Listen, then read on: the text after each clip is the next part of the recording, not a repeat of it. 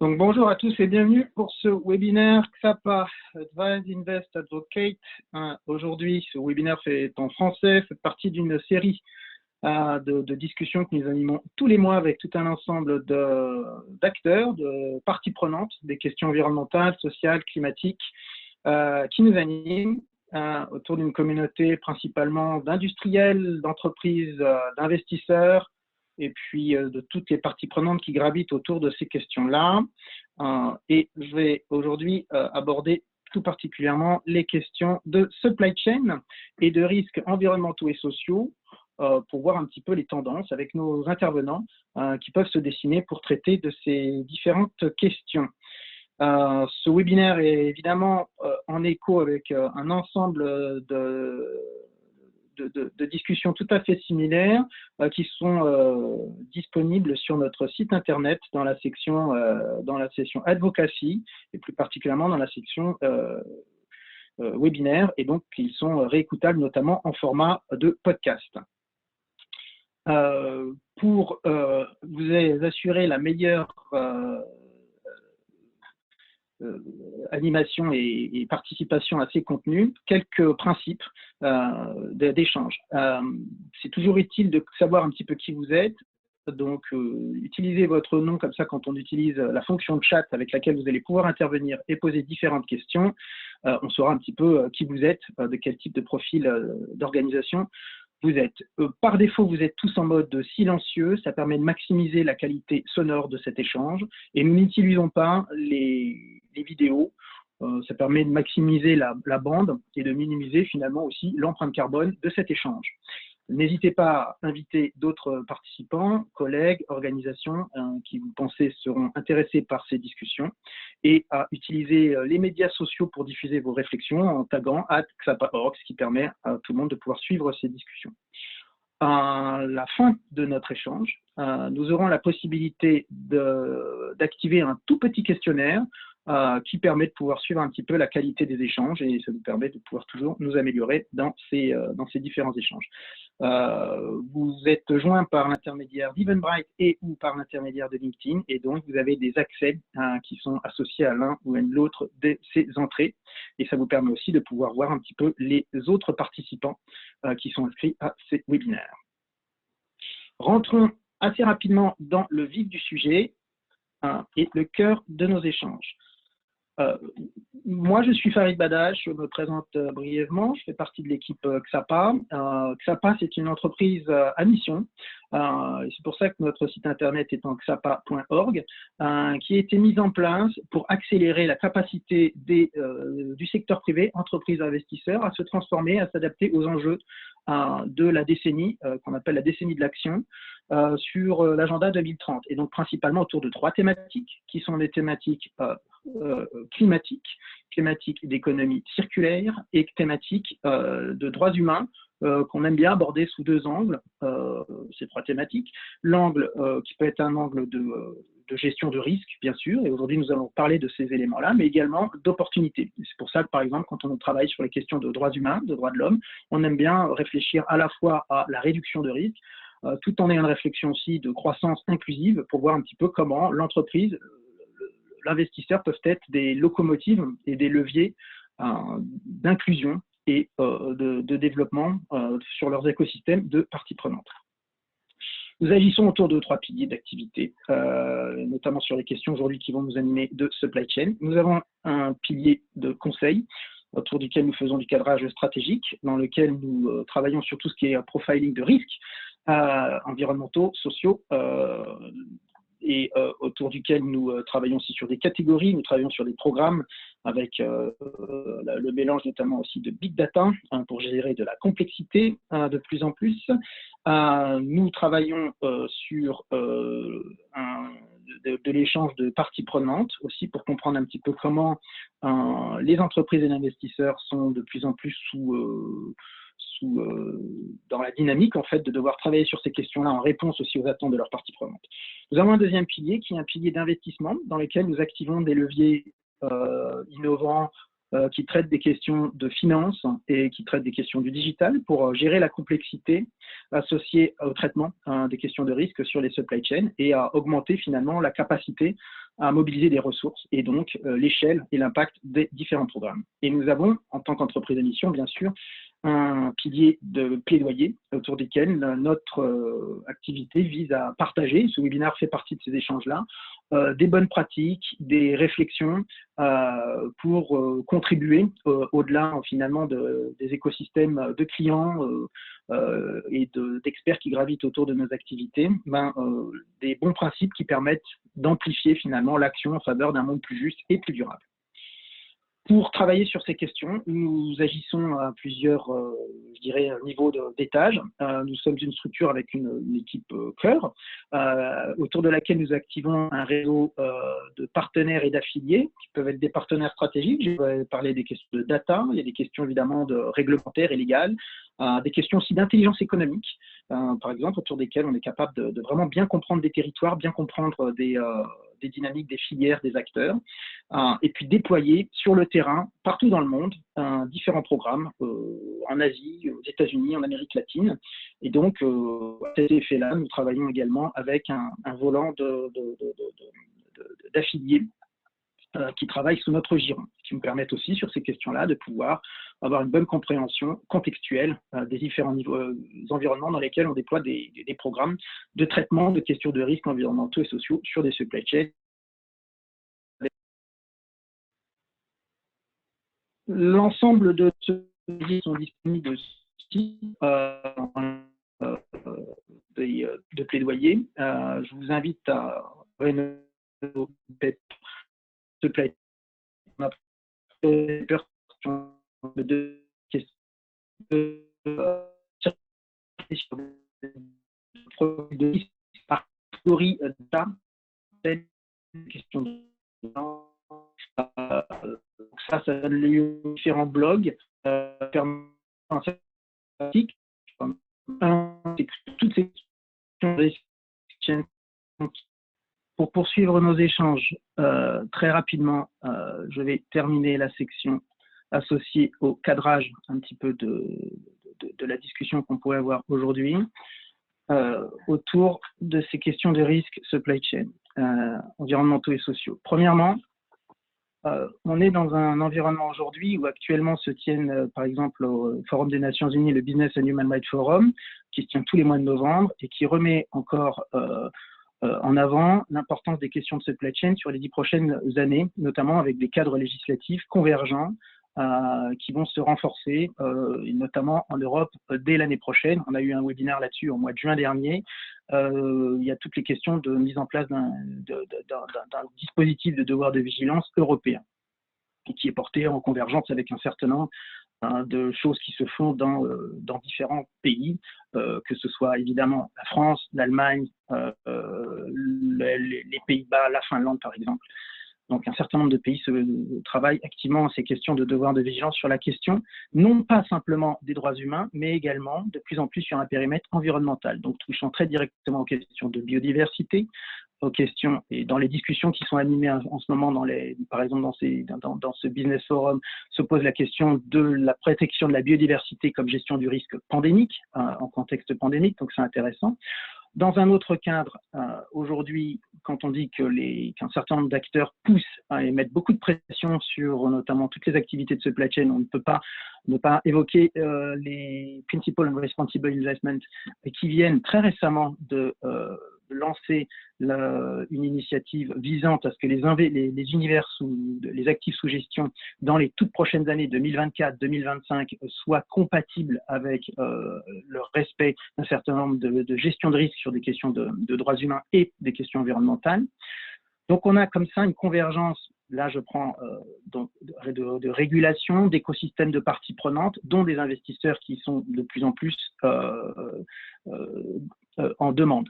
En réponse, si on se focalise sur l'univers des entreprises, on a un certain nombre d'initiatives qui se mettent en place, portées par des coalitions, des associations d'entreprises, notamment des entreprises elles-mêmes, dans les secteurs, par exemple, de l'agroalimentaire, de l'électronique, des technologies, d'un certain nombre de pays qui disent qu'on a besoin de clarté dans les cadres réglementaires autour de ces questions de responsabilité et de gestion de risque sur les questions environnementales et sociales. Suis-je responsable de l'empreinte carbone de ma sous-traitance? Et si oui, dans quelle mesure? Suis-je responsable en tant qu'acheteur des impacts en matière de performance sociale de ma sous-traitance? Ça, ce sont des discussions qui, évidemment, viennent de loin. Ça fait 20, 30 ans que les discussions sont animées, mais convergent de plus en plus pour exiger, de la part d'un certain nombre d'acteurs économiques, de la clarté, finalement, dans les cadres réglementaires autour de ces questions. Évidemment, le contexte du Covid est un contexte sans précédent qui crée des injonctions complètement contradictoires autour de ces questions de gestion de risque sur la supply chain. D'une part, c'est un contexte qui renforce et qui accélère encore plus l'exigence en matière d'optimisation, de réduction de coûts, qui font que les moyens qui peuvent être dévolus à ces questions de gestion de risque peuvent être réduits, limités, et en plus compliqué à déployer, puisque un certain nombre d'entreprises et d'acteurs sont en train de réfléchir à la refonte en fait de certaines parties de leur supply chain. Donc, est-ce que ça vaut le coup d'investir sur des filières, sur des territoires qui, pour des raisons pandémiques, mais derrière les raisons pandémiques qui ont remis en surface certaines faiblesses dans les activités de supply chain, ou des faiblesses qui peuvent être stratégiques?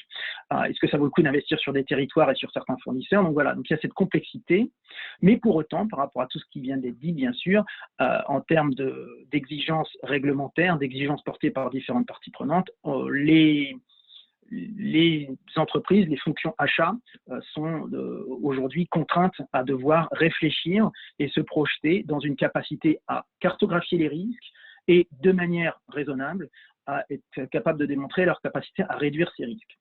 Et donc, par exemple, si je reprends la question climatique, aujourd'hui, de plus en plus, en réponse à des requêtes d'investisseurs, on les voit très directement dans nos propres fonctions. Comment moi, en tant qu'entreprise, je vois quels sont mes principaux sous-traitants qui présentent un risque et qui sont des poches carbonées importantes, et qu'est-ce que je peux faire pour réduire ces risques, soit déjà pour traiter ma propre résilience, soit pour mieux anticiper les coûts qui pourraient être associés à l'augmentation du coût carbone dans les prochaines années, par exemple sur des achats stratégiques. Voilà, il y a ces types de questions qui peuvent se poser pour prendre juste cet exemple carbone. On a d'ailleurs à ce sujet-là, par exemple, un webinaire où on réfléchit, et on en a un prochain le mois prochain, sur les questions de fonds permettant de donner des moyens à la sous-traitance sur leur capacité à se décarboner.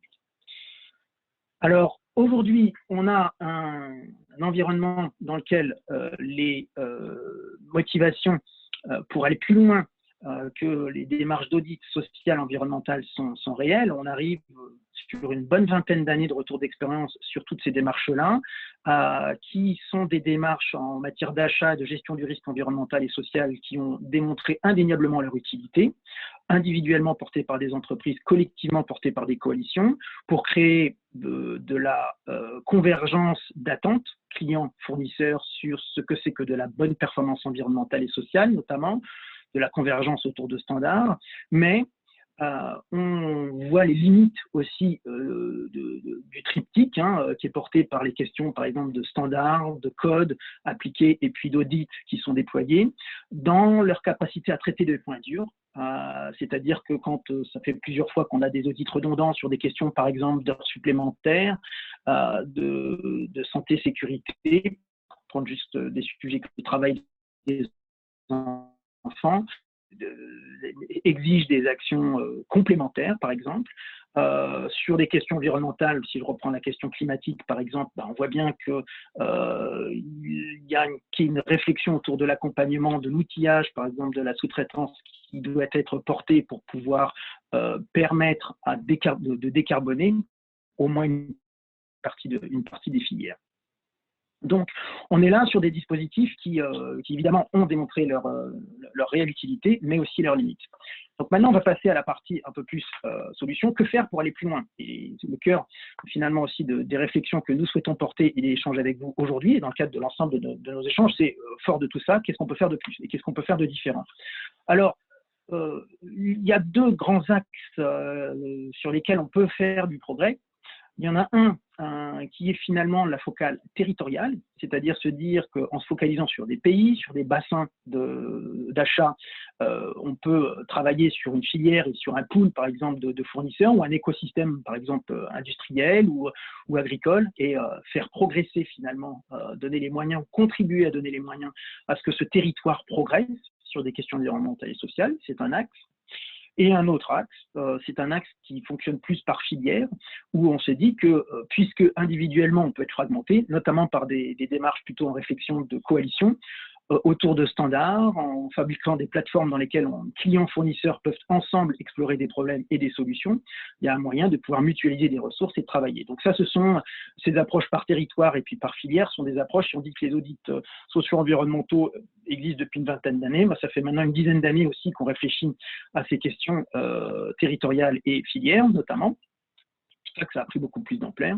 Et donc, pour les prochaines années, nous, ce qu'on voit de notre point de vue en termes de retour d'expérience, pour aller plus loin encore, puisqu'il s'agit, aujourd'hui, on est dans un contexte où, on l'a dit, les convergences et les pressions réglementaires, notamment portées de plus en plus par des investisseurs et par des clients, sont importantes et n'ont aucune raison de se réduire malgré un contexte pandémique qui rebat les cartes des moyens et de l'allocation intelligente des moyens. On en avait trois à partager, qui vont faire l'objet d'un certain nombre de discussions avec nos intervenants, que je vais présenter dans un instant.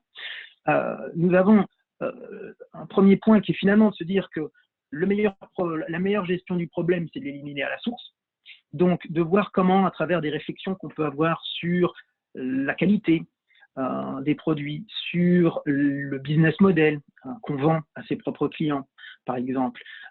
Il est possible ou sur de la substitution. J'ai parlé de la question du carbone. Là, par exemple, la meilleure réduction du carbone, c'est la substitution et l'élimination à la source, finalement, de la source carbone, ou en tout cas du gaz à effet de serre. Donc ça, c'est un premier axe, l'élimination du coup du problème à la source. Un deuxième axe qui est intéressant de notre point de vue à explorer, c'est de se focaliser sur des thématiques particulières et de ne pas essayer d'explorer un ensemble, toute une palette d'enjeux environnementaux et sociaux pour se dire on a un sujet qui est un angle par lequel on peut vraiment faire progresser son bassin de sous-traitance. En travaillant par exemple dans le secteur de l'électronique ou du luxe, c'est vrai que les questions de genre, par exemple, quand on est sur de la manufacture à forte population ouvrière, la question de genre, c'est un angle qui permet d'aller beaucoup plus loin que ce qu'on est capable d'aborder à travers des questions standards de gestion finalement de risque et de sécurité au travail, par exemple. Les questions climatiques, évidemment, c'est un angle qui est intéressant parce que ça peut créer aussi de la richesse, de la compétitivité, des marges chez le fournisseur, qui peut avoir des programmes intéressants. Donc ça, c'est le deuxième axe. On prend les SDGs et donc les objectifs de développement durable 2030 parce que ça donne une espèce de liste un petit peu macro d'enjeux autour des questions climatiques, protection de la biodiversité, genre, qualité du travail, accès à un salaire décent. Mais en fait, on peut évidemment avoir une granularité plus importante autour de ces réflexions-là. Et le troisième, aujourd'hui, sur lequel nous, on travaille beaucoup en développant et en déployant même des solutions digitales autour de ces questions-là, c'est comment gérer aujourd'hui dans un environnement où la data contextuelle, par exemple sur des territoires ou sur des filières, est présente et à vocation est de plus en plus présente, mais également la data emmagasinée. Par exemple, puisque ça fait 10-20 ans qu'on conduit des audits, on a des acheteurs, les fonctions achats ont un certain nombre de data disponibles chez elles. Donc, comment en convergence et en mixant un petit peu ces différentes informations, on est capable aujourd'hui de réfléchir à une gestion de l'échelle et de la complexité qui est différente, on va dire si on se projette dans les 5 prochaines années, par rapport à ce qu'on était capable de faire il y a ne serait-ce que 5 ans. Et donc, à moyen comparable, être capable de pouvoir démultiplier l'impact de solutions de gestion de risques environnementaux et sociaux sur les activités de supply chain. Voilà un petit peu 3 axes qui sont brièvement présentés et autour desquels on va pouvoir avancer un peu dans la discussion sur ce deuxième temps avec nos intervenants. Et donc, je suis enchanté de pouvoir donner la parole dans un premier temps à, du coup, Guillaume Schebel, qui va pouvoir présenter ses fonctions, son organisation et un petit peu les principaux enjeux qui l'animent dans ses réflexions environnementales et sociales. Bonjour à tous, merci beaucoup Farid, merci beaucoup pour cette opportunité d'échanger avec les stakeholders de XAPA. Alors, je représente Schneider Electric. Schneider Electric en deux mots, et je pense que c'est important parce que ça impacte le devoir de vigilance. Initialement, on est une société qui est plus que centenaire et on a commencé dans l'industrie lourde et les forges.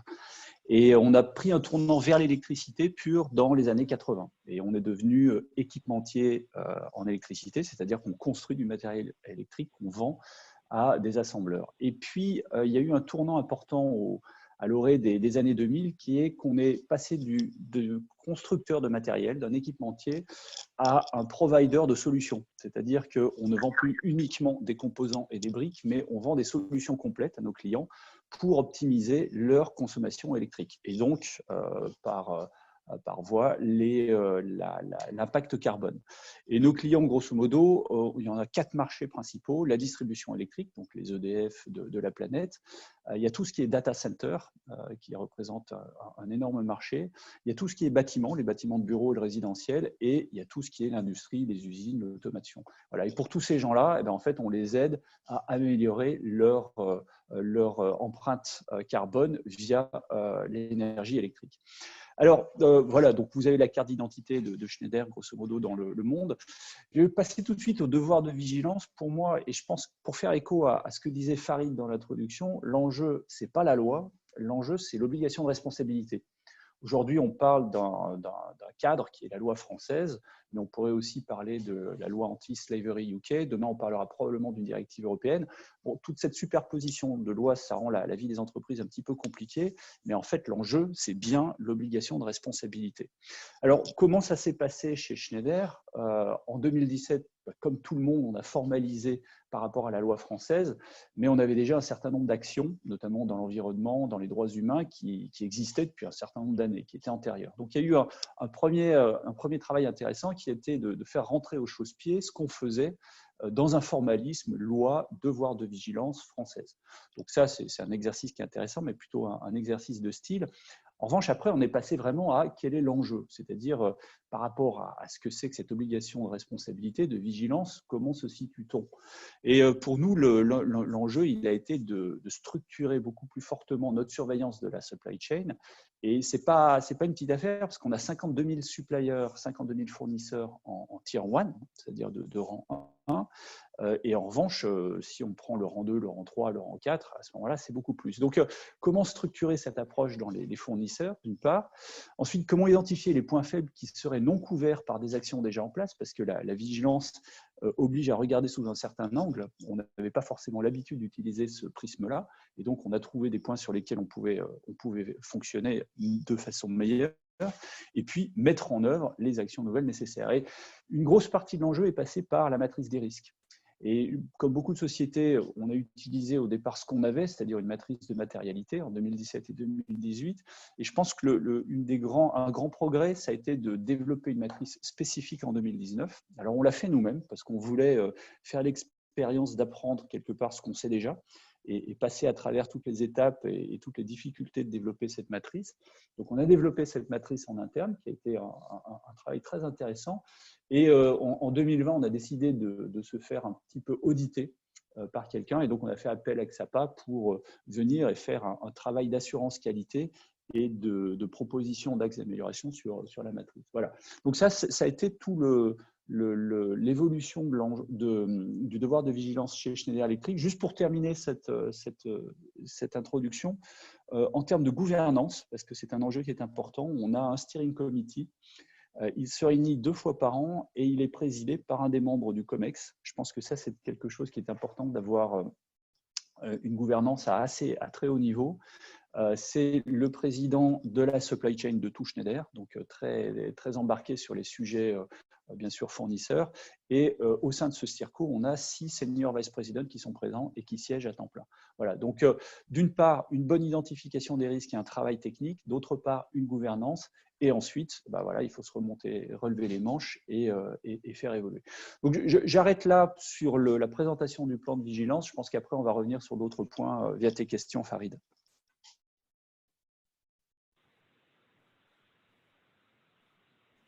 Très bien. Je vais du coup proposer à Édouard de Rostelan de pouvoir également se présenter et puis présenter un petit peu les principaux enjeux sur lesquels Édouard travaille. Oui, bonjour à tous. Merci Farid pour cette opportunité. Donc, je m'appelle Édouard de Rostelan. Je suis en charge pour le groupe Michelin de la responsabilité environnementale et sociale de la chaîne d'approvisionnement du caoutchouc naturel. Et en fait, je suis basé à Singapour. Il commence à faire nuit d'ailleurs. Et qui est notre hub global pour l'achat de caoutchouc naturel pour tout Michelin. Alors, j'imagine que vous connaissez tous Michelin. Nous sommes une entreprise qui fabrique des pneus, évidemment, depuis plus de 150 ans, mais aussi les fameux guides de voyage, le guide rouge, où vous pouvez trouver vos restaurants préférés. Mais en fait, aujourd'hui, Michelin, c'est bien plus que ça. Michelin est avant tout le leader mondial de la mobilité durable. Et c'est ça qui nous définit aujourd'hui, beaucoup plus que tout ce que je vous ai dit avant. Et d'ailleurs, notre président, Florent Ménégo, a réaffirmé récemment notre ambition en termes de RSE, en déclarant que dans le Michelin de demain, tout sera durable. Donc ça veut dire que toutes nos actions doivent désormais répondre à 3 critères qui sont indissociables, c'est-à-dire le développement et l'épanouissement des personnes, la performance financière et opérationnelle, bien sûr, et la contribution positive à notre planète et à ses habitants. Ce n'est pas juste on ne veut pas dégrader quoi que ce soit, non, c'est une contribution positive. Et alors donc, on investit de plus en plus dans des domaines de durabilité, comme récemment dans les piles à hydrogène, par exemple, mais aussi dans les nouvelles technologies telles que les gestions pour la gestion des flottes de camions, avec les puces RFID ou les pneus intelligents, la gestion des véhicules via les technologies de géolocalisation active, etc. Alors donc, on est structuré avec une équipe dédiée au développement durable en centrale qui s'organise en pôles avec chacun des pôles va gérer des sujets très importants pour nous, comme la décarbonation, la biodiversité, les droits humains, etc. Mais on a aussi des personnels dédiés à la durabilité dans le domaine des achats. C'est là où je me trouve. Puisqu'en fait, aujourd'hui, les chaînes d'approvisionnement sont tout particulièrement, comme vous le savez, sous le radar des gouvernements, comme le disait Guillaume, avec la loi du devoir de vigilance en France, mais en ce moment, l'Europe, mais aussi le United Kingdom, et la Grande-Bretagne, voilà. Et puis même l'Allemagne, cherche à se doter aussi de législation sur le devoir de vigilance et sur la déforestation importée. Donc évidemment, on est sous le radar des gouvernements, mais aussi on est sous le radar de la société civile, avec les ONG, bien sûr, mais aussi le public qui attend désormais que tout produit qui est vendu puisse prouver qu'il a été produit de façon durable. Alors, le caoutchouc naturel, qui est plus mon domaine, en fait, c'est un matériau incontournable du pneu. Alors, en fait, c'est même le poste matière première le plus important dans un pneu. Et il est produit à 85% par des planteurs villageois, en fait, et on estime à 6 millions le nombre de ces planteurs villageois qui, généralement, ne possèdent pas plus de 3 hectares. Donc, c'est des petits agriculteurs disséminés sous les tropiques, dans un nombre de pays finalement assez restreint. Et en fait, nous, Michelin, nous avons plus de 2 millions de planteurs d'EVA dans notre chaîne d'approvisionnement. Inutile de dire que je ne les connais pas tous par leur prénom. Et donc, vous imaginez, ça vous donne une bonne idée de la complexité et du challenge auquel on est confronté. Et je crois que c'est ça dont on va parler un peu plus aujourd'hui. Exactement. Merci. Je vais redonner un petit peu du coup, pour avancer sur les 3 points, si on se projette un petit peu dans l'avenir, sur ce qui peut être fait, et je vais redonner du coup à ce niveau-là la parole à Guillaume, voir un petit peu ce qui peut être fait pour éliminer problème à la source. Peut-être un exemple de ce que peut faire, ce qu'on fait au niveau de Schneider Electric, qui va dans ce sens-là, parce que finalement, le meilleur problème qu'on n'a pas à réduire, eh ben, c'est celui qu'on n'a pas. Alors effectivement, ne pas avoir les problèmes, c'est bien mieux que d'essayer de passer du temps à les résoudre. En fait, ce que j'aimerais relier l'objectif de la société à ce que ça signifie en termes d'enjeux sur le devoir de vigilance. Et c'est intéressant, si je prends aujourd'hui par exemple, donc on est un fournisseur de solutions pour réduire la facture énergétique de nos clients, pour améliorer leur productivité, leur empreinte carbone. Donc le gros enjeu, c'est la décarbonation. Et donc la question, c'est comment s'y prendre. Et Schneider, on a affiché des objectifs de devenir neutre en carbone avec plusieurs étapes, 2025, 2030, et une neutralité totale à travers tout notre cycle, hein, depuis le moment où un produit est fabriqué jusqu'au moment où il est jeté ou décommissionné par le client. Donc, cet enjeu de décarbonation, comment on s'y prend? Alors, je dirais que la première chose, c'est de bien comprendre quel est l'enjeu et de mesurer ce CO2. Parce qu'ensuite, on va pouvoir traduire ça dans tous les éléments, y compris dans la supply chain. Alors, pour Schneider, je résume assez rapidement les chiffres. L'empreinte carbone de Schneider, c'est moins d'1 million de tonnes de CO2 en scope 1 plus 2. Et en revanche, si on se met en scope 3 élargi, c'est-à-dire on utilise absolument toutes les mesures liées à nos produits, leur utilisation chez les clients, etc., on passe à plus de 70 millions de tonnes. Et en fait, c'est simple à comprendre, c'est que l'énergie électrique, en fait, dispense de la chaleur. Et il y a un certain nombre de déperditions entre le moment où on la produit et le moment où on l'utilise. Et donc, tous les produits électriques qui sont installés un petit peu partout participent à cette déperdition. Donc, on a calculé cette déperdition et grosso modo, c'est à peu près 70 millions de tonnes de carbone. Donc, l'enjeu de la décarbonation, alors, comme l'a dit Farid, premièrement, c'est de ne pas consommer, donc une certaine frugalité, consommer moins.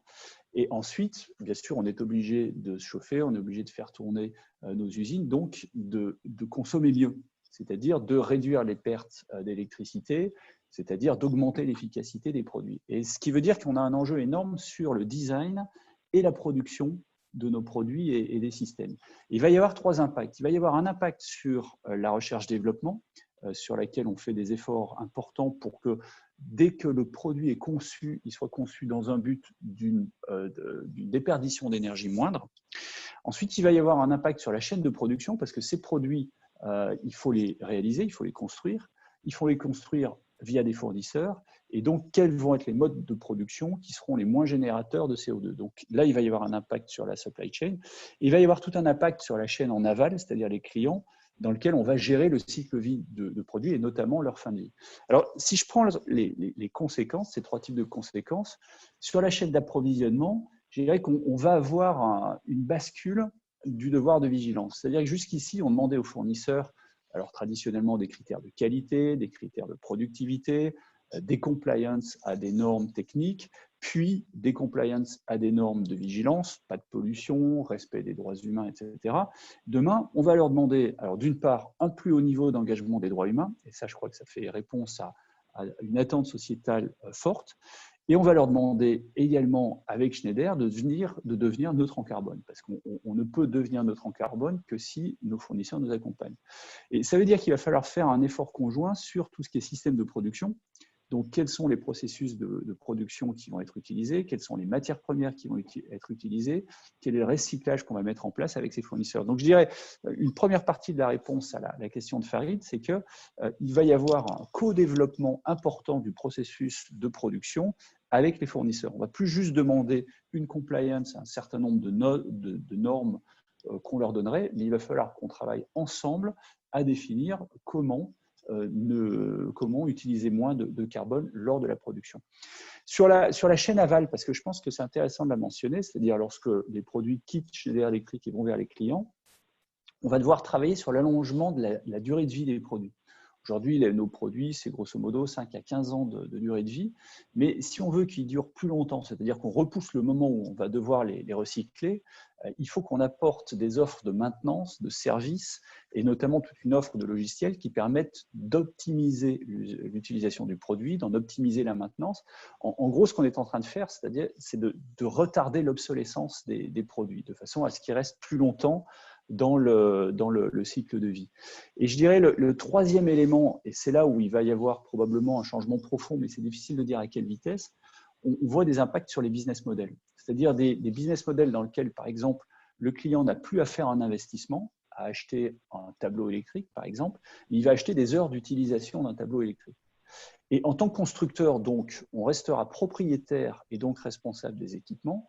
Et donc, on va avoir intérêt à maximiser leur efficacité et leur durée. C'est-à-dire, au lieu que l'équipement dure 10 ans, s'il dure 20 ans avec une bonne maintenance et qu'on est capable d'amener de l'efficacité pour le client, dans ce cas-là, on aura fait notre productivité. Et je dirais que là, on est en train de travailler exactement à l'opposé de l'obsolescence programmée, et qui serait un énorme incentive pour l'optimisation des ressources. Donc voilà, je dirais l'enjeu, ça va être de passer dans le devoir de vigilance d'une réponse à une norme et à une demande, à un co-développement vers une solution commune qui serait la décarbonation. Merci Guillaume. Et je pense que c'est très intéressant aussi de positionner ces questions de devoir de vigilance sous cet angle-là, comme un levier aussi après d'opportunités d'amélioration. Et du coup, je vais donner la parole à Edouard aussi pour avoir cette perspective sur ces business models et ces questions d'obsolescence programmée finalement dans l'approvisionnement en caoutchouc naturel. Oui, en fait, ça ne pouvait pas mieux tomber de parler de ça, parce qu'en fait, je crois que Michelin depuis toujours a mis en avant la qualité de ses produits. Et donc, aujourd'hui, comme je le disais tout à l'heure, on a opéré un virage stratégique pour viser à privilégier l'accès à la mobilité. Donc, bien sûr, ça reste notre métier cœur de fabriquer des pneus, mais en fait, notre but, ce n'est pas forcément de vendre des pneus, c'est d'en fabriquer, et après, c'est de proposer à nos clients des solutions de mobilité. Alors donc, par exemple, dans l'aéronautique, on vend nos pneus ils sont facturés. En fait, ils ne sont plus vendus, ils sont facturés à l'atterrissage. Et donc, c'est-à-dire à l'usage. On vend pour ainsi dire, pas de pneus d'avion à l'unité. On vend à l'atterrissage et pas au remplacement. Idem pour les flottes de camions, par exemple, où en fait, on vend pour les grandes flottes, on ne vend plus forcément les pneus, on vend des kilomètres et des économies de carburant. Il y a même des contrats où on vend du kilomètre, donc ça c'est déjà innovant. Mais en plus, on a une indexation de nos revenus par rapport aux économies de carburant que font nos clients. Et on prend même du coup à notre charge la formation des chauffeurs, parce que comme ça, ça permet d'optimiser. Et donc, ça nous incite toujours à plus d'innovation et d'attention portée à la qualité de nos produits. Et alors donc, ça revient aussi un peu à ce qu'on disait, c'est-à-dire dans un environnement où, en fait, on a la soft law, parfois la hard law, donc ce devoir de vigilance, les attentes de nos clients et des parties prenantes qui convergent pour justement mettre la responsabilité de la performance environnementale et sociale au centre, au même niveau que de la qualité. Mais nous, on s'est questionné justement depuis des années ce que nous pouvions faire à notre niveau pour répondre à ces exigences de qualité élargie. Et donc, c'est pour ça qu'on propose à nos clients des solutions de mobilité et qui sont exactement à l'inverse de l'obsolescence programmée. On s'est aussi beaucoup battu au niveau européen pour faire reconnaître le fait qu'on doit tester les pneus, l'efficacité des pneus à mi-usage. Aujourd'hui, hier, tous les pneus étaient testés neufs. Alors en fait, tout le monde avait le même rating, c'est-à-dire AAA, impeccable. Tout le monde avait la meilleure performance de pneus du monde. Mais alors au bout de 1000 km, il y avait des pneus qui étaient toujours aussi bons, et puis des pneus qui par contre n'étaient plus bons. Et alors quand on arrive à la moitié de la vie, peut-être à 20 000 km, alors là, il y avait des pneus qui devenaient carrément dangereux, alors que les pneus Michelin gardent enfin les pneus Michelin et d'autres pneus, d'autres marques de bonne qualité, gardent leurs features de sécurité qui sont initiaux. Donc ça, c'est très important. En fait, je pense que dans un avenir proche, en fait, la durabilité ou la durabilité acquerra en fait le même statut que la qualité. Aujourd'hui, il n'y a personne qui va prétendre que la qualité soit un coût supplémentaire pour une entreprise. Il n'y a aucun comptable qui va imputer les coûts de qualité dans la ligne coûts généraux et administration. Ouais. Et ben, je suis sûr qu'un jour, en fait, ça sera la même chose pour le développement durable. Et il n'y aura personne qui considérera que le développement durable est un coût supplémentaire ou non productif pour une entreprise. Et en fait, l'objectif sera atteint, j'exagère peut-être un peu, mais l'objectif sera atteint lorsque les entreprises investiront naturellement le même volume d'argent dans le développement durable qu'elles le font aujourd'hui pour la qualité. Parce qu'en fait, si on regarde, pour beaucoup des entreprises qui sont présentes aujourd'hui, qui sont vraiment des leaders dans leur milieu, finalement, on a un peu tous le même business model. Le meilleur produit possible, durable. OK, meilleur produit possible, c'est qualité. Durable, durabilité, c'est égal. Donc, dans nos business models, on a deux choses égales qui doivent être considérées de façon égale et avec le même investissement. Si on fait une différence, c'est qu'on n'est pas encore au niveau attendu en termes d'impact positif et de durabilité. Et de durabilité. Qualité égale durabilité. Je pense qu'en tout cas, mettre les concepts au même niveau. Oui, c'est au même niveau, c'est la même chose. Pour moi, c'est les deux axes comment on appelle ça, de stratégie, de business model. Et si on les désolidarise, alors c'est qu'on n'est pas encore assez mature. Alors, pour avancer en ce point, je vais faire réintervenir Guillaume autour de la question, je disais, de focale thématique. Donc, on prenait l'agenda 2030, histoire d'avoir des grandes thématiques, mais on peut avoir une granularité beaucoup plus fine, bien sûr. Peut-être s'appuyant sur ce qui a été échangé déjà sur ce premier point, autour de ce concept finalement d'alignement fournisseur, sur ce qu'on pourrait appeler peut-être, je ne sais pas si c'est qualité de zéro, mais en tout cas dans le traitement de risques environnementaux et sociaux, créer de l'alignement avec des fournisseurs sur des sujets. On a déjà évoqué quand même un petit peu la question climatique. Comment aller plus loin aujourd'hui dans l'identification et le travail de ces questions d'enjeux prioritaires qu'on voit bien, environnementaux et sociaux, sur lesquels il faut que la sous-traitance progresse? Alors, effectivement, il y a deux types de sujets, je dirais. Il y a les sujets qui sont vraiment techniques, c'est-à-dire sur lesquels on discute d'un processus de production, de comment l'améliorer, de comment le rendre plus performant, moins énergivore, etc. Et puis, il y a les conditions de travail, c'est-à-dire une certification sociale, éthique de la filière. Là, je dirais, on a un petit bout d'expérience. Je vais parler de cette partie sociale, éthique, droits humains, où je pense qu'on a un enjeu qui ne va faire qu'augmenter. Quand on regarde l'état du monde, quand on regarde les mouvements de population, etc., je pense qu'à moins de se mettre la tête dans le sable, on va être confronté de plus en plus, dans beaucoup de pays, à ces problèmes de droits humains, ne serait-ce que juste le travail forcé. Voilà. Alors, comment travailler face à ça? Soit on a une approche qui est individuelle, donc on fait une certification, on fait des due diligence auprès des fournisseurs, mais encore une fois, nous on a 52 000 fournisseurs. Bon, là-dedans, il y a des grands fournisseurs internationaux, on n'a pas trop de soucis, mais on a énormément de petits fournisseurs locaux. Comment s'assurer que tout est bien et que tout fonctionne bien? C'est très difficile. Donc, je pense qu'il y a une certaine vertu à l'approche sectorielle, c'est-à-dire se grouper entre différents acteurs et faire en sorte qu'on ait une approche à plusieurs. Alors, nous, on a une petite expérience dans le domaine. On a adhéré à Responsible Business Alliance en 2018, donc qui est initialement un groupement d'industrie électronique qui avait été initié par des grands producteurs américains, Intel et compagnie. Et je pense que cette approche sectorielle, cette initiative collective peut apporter un certain nombre de choses, mais aussi ses limites. Alors, ce qui est clair, ce qu'elle nous a apporté, c'est tout d'abord un socle de méthodologie. qu'on utilise pour notre trame d'audit sur site, etc. Là, c'est très structuré, il y a beaucoup de savoir-faire. Pas la peine d'inventer la roue, surtout lorsqu'on a une PME ou autre. Ce genre de méthodologie, c'est du plug and play. Donc ça, c'est parfait. L'autre chose que ça nous a apporté et qui a permis de gagner énormément de temps, c'est la base de données.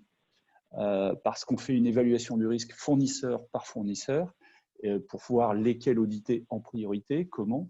Et donc, l'accès à une base de données qui nous permet d'entrer nos critères à nous et de faire nos tris, ça aussi, c'est un gain de temps énorme. Et là, il y a de l'intelligence collective, autant l'utiliser. Je dirais la troisième chose qu'on n'a probablement pas assez leveragé, nous, Schneider, c'est la possibilité d'échanger avec d'autres partenaires d'un secteur qui ne soit pas notre secteur, parce que les discussions sont des fois difficiles pour des raisons de compétition, mais un secteur similaire, par exemple l'industrie électronique. On peut très bien discuter avec eux et bénéficier de leur expérience. Donc ça, c'est tout ce que l'approche collective amène. Je pense que l'approche collective doit nous aider à renforcer, et là il y a un enjeu fort, c'est sur les droits humains. Je prendrai par l'illustration avec le cas des Ouïghours. C'est un sujet qui est à la fois complexe, parce qu'il prend différentes formes à l'intérieur d'un pays. C'est un sujet qui est politique, parce qu'on parle d'une politique d'État. Donc, on peut difficilement aller dire, écoutez, on n'est pas d'accord, donc on voudrait faire quelque chose de différent, surtout lorsqu'on a un tiers de notre activité qui est présente en Chine, comme c'est notre cas. Mais en revanche, on ne peut pas laisser filer sur un sujet de droits humains. Et donc, je pense que là, une approche collective permet d'avoir une approche plus diplomatique, une meilleure connaissance du terrain, un meilleur partage d'informations et du coup, de faire attention à repousser le problème et contribuer à le diminuer. En revanche, après, sur ce qu'on ne peut pas faire passer par une approche collective, ou pour l'instant qui est difficile, moi ce que je verrais, c'est des sujets comme la neutralité carbone, par exemple, où là, on va être… je parlais tout à l'heure de co-développement avec les fournisseurs, de techniques de production, de process. Là, on va plutôt travailler individuellement avec les fournisseurs, en commençant par les plus importants, évidemment. Mais là, c'est difficile d'avoir une approche collective parce que c'est vraiment dans notre relation individuelle avec le fournisseur, les outils qu'on va lui demander de mettre en place, le co-développement. Voilà, donc je pense que pour moi, sur des sujets, notamment sur les sujets des droits humains, l'approche collective est un énorme plus.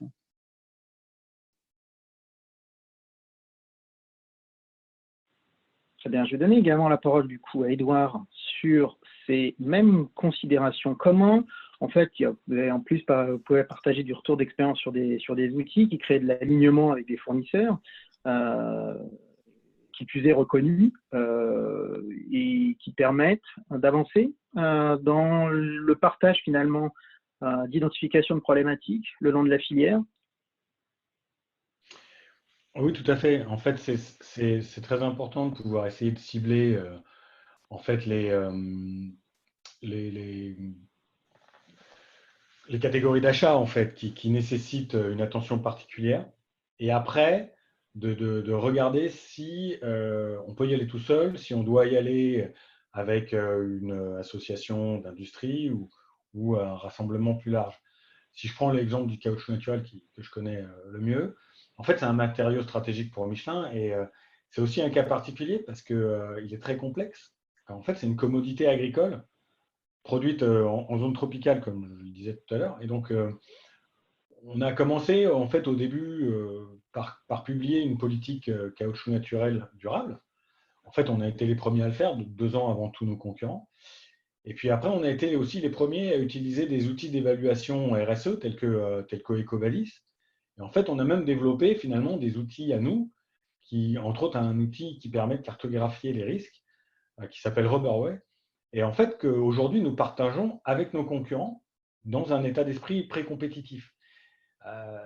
Et en fait, on a d'ailleurs été primé aujourd'hui pour ça, car en fait, il y a à peine une heure, je viens de recevoir un Sustainability Award de la Chambre de commerce européenne à Singapour, qui a été remis par le ministre de l'Environnement à Singapour. Et il y avait Ursula von der Leyen, la présidente de la Commission européenne, qui a assisté virtuellement à la remise des prix, qui nous a bien redit à quel point la sustainability en fait est stratégique et clé pour l'Europe de demain. Et donc en fait, si on regarde l'importance de certaines catégories d'achat, y compris dans l'importation en France, avec des risques liés à la déforestation importée ou au devoir de diligence, en fait, on s'aperçoit qu'il faut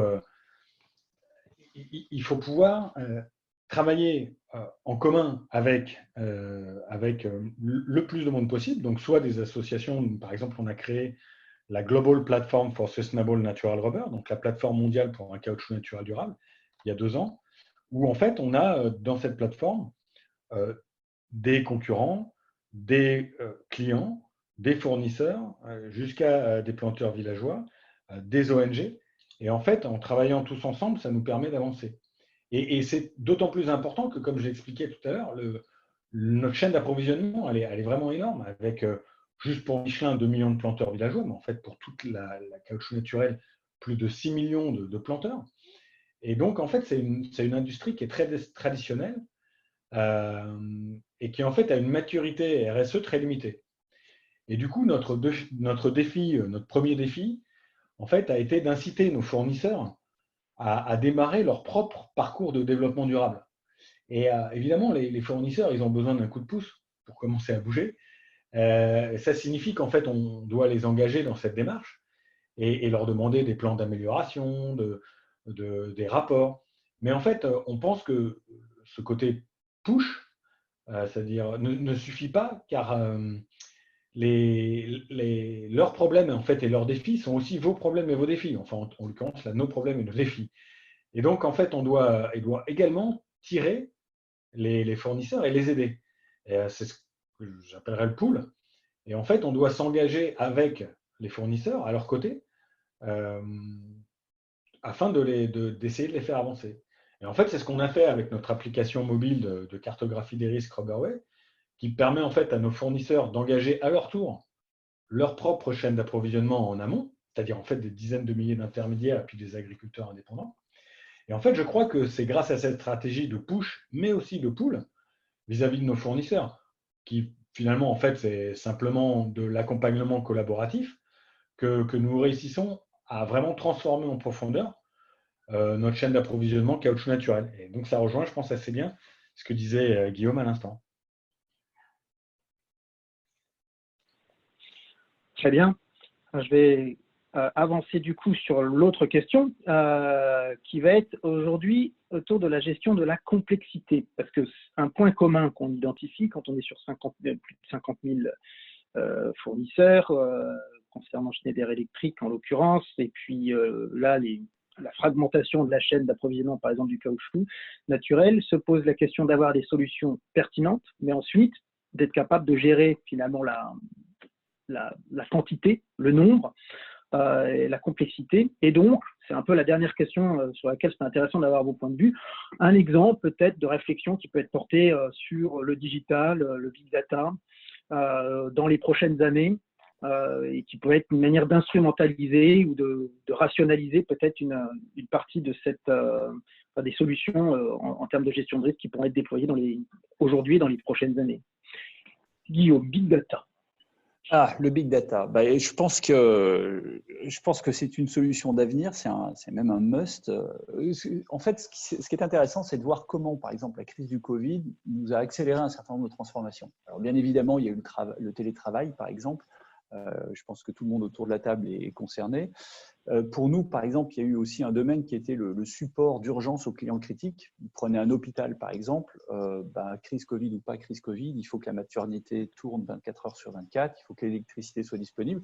Et donc, on a été obligé, par exemple, de se brancher directement sur certains clients critiques, les hôpitaux, les EDF, etc., pour assurer le monitoring et la maintenance de leur système. Donc, on a fait un pas énorme vers le management à distance de sites critiques.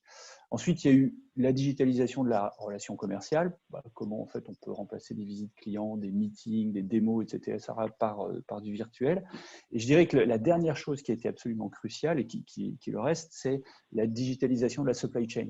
Parce qu'on a été tout d'un coup en phase de fermeture de frontières, d'usines tournant à vitesse réduite, de fournisseurs qui devaient complètement se redéployer. Et donc, on a fait des reconfigurations régionales qui étaient majeures. Et toute cette agilité, elle a été rendue possible par un accroissement de nos relations digitales avec nos fournisseurs, avec nos transporteurs, etc. Et je pense qu'il va y avoir un mouvement similaire dans la vigilance, c'est-à-dire que plus on va échanger d'infos, plus on va avoir de systèmes branchés sur nos systèmes fournisseurs, plus on va pouvoir échanger des informations dans le domaine de la vigilance. Et pour moi, l'enjeu, alors je ne saurais pas répondre exactement comment, où aller chercher ces informations, quelles informations échanger, mais pour moi, c'est un must, c'est absolument inévitable. Et je dirais que si je prends le challenge qu'on s'est fixé, on vient de terminer notre plan précédent, plan d'audit, qui était d'auditer un certain nombre de fournisseurs sur 3 ans. Et pour la période qui s'ouvre jusqu'à 2025, on veut multiplier par 10 le nombre d'audits. Et je ne vois pas comment on pourra multiplier par 10 sans un recours justement au big data, analyse de l'information, de façon à pouvoir aiguiller nos auditeurs vers les bons fournisseurs, vers les bons sites, pour pouvoir effectivement faire descendre le niveau de risque. Donc pour moi, le big data est inévitable. En revanche, il faudra voir comment l'utiliser de façon efficace. Alors c'est vrai que pour donner également la contribution à Edouard en lien autour de ça, il y a effectivement un peu en écho de ce que je disais tout à l'heure, le fait d'avoir de l'information contextuelle, où on sait qu'on va avoir des territoires, on a de l'information, donc de la data, perfectible et existante, avec notamment les quantités de données d'audit qu'on peut avoir accumulées. Et en tout cas, aujourd'hui, dans les tendances qui se dessinent, enfin, des pilotes qui se mettent clairement en place, c'est de déployer de l'audit, on va dire, intelligent, là où on considère que au milieu de les données passées internes et les données contextuelles disponibles externes, il y a plus de prédictabilité, de risques vers lesquels déployer l'audit. Et ça, c'est relativement récent, puisque jusqu'à présent, la plupart des audits pouvaient être plutôt déployés sur toutes sortes de critères de fréquence, de volume, de choses comme ça. Et là, ça permet d'aller un peu plus loin. Est-ce que ça permet de multiplier par 10 ? On est vraiment dans un temps où, en tout cas, on va dire dans quelques années, on y verra plus clair. Mais ça fait partie effectivement des leviers. Edouard, si on parle big data, gestion de la complexité, vision pour bâtir sur ce qui est déjà fait, capitaliser et puis voir comment monter en échelle et gérer de la complexité. Oui, alors en fait, je pense que tu touches un point assez important. Dans les chaînes d'approvisionnement extrêmement larges et généralement agricoles, on utilise généralement la certification. En fait, c'est des audits. Les gens vont sur place et auditent systématiquement, physiquement, les plantations. Et en fait, ça a un effet intéressant, mais ça peut avoir aussi des effets pervers parce qu'en fait, finalement, ceux qui peuvent se permettre, d'abord, un audit, ça coûte cher, donc tout le monde ne peut pas se payer un audit, donc tout le monde ne peut pas être certifié. Et en plus, on va auditer ceux qui sont les plus proches. Mais ceux qui sont déjà les plus loin dans la chaîne, vraiment les plus difficiles, les plus difficilement accessibles, eh bien, en fait, ils sont, avec cette certification, on peut avoir un risque de pénaliser ces personnes qui sont déjà en fait les plus vulnérables. Et donc, pour ça, il est très important d'envisager de nouvelles solutions, telles qu'une approche basée, par exemple, des approches basées sur les risques, plutôt que sur un modèle de traçabilité ou de certification exhaustif, des principes d'amélioration continue pour les acteurs de la chaîne d'approvisionnement, plutôt pour éviter de laisser des acteurs pour compte, une responsabilité partagée de toutes les parties prenantes, y compris la société civile, les gouvernements qui ont un rôle à jouer, et puis surtout un modèle qui doit être axé sur l'impact plutôt que sur la conformité aux normes, et c'est-à-dire en fait se concentrer sur des actions d'amélioration de la durabilité sur le terrain à la source. Et donc en fait, pour faire ça, il nous faut des solutions, et je pense que c'est ce qui va se passer dans les prochaines années, des solutions qui permettent d'aller plus loin dans la cartographie des risques, dans la maîtrise et la mitigation de ces risques, dans la mesure des impacts des actions de remédiation.